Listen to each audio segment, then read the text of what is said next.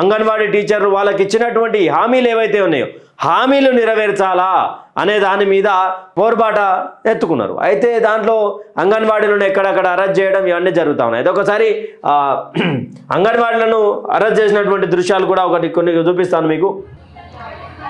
ఎక్కడ పడితే అక్కడ పోలీసులతోటి అరెస్ట్ చేసినటువంటి పరిస్థితులు. అక్కడే కూర్చొని తింటా ఉన్నారు. మరి ఏం చేస్తారు ఇక?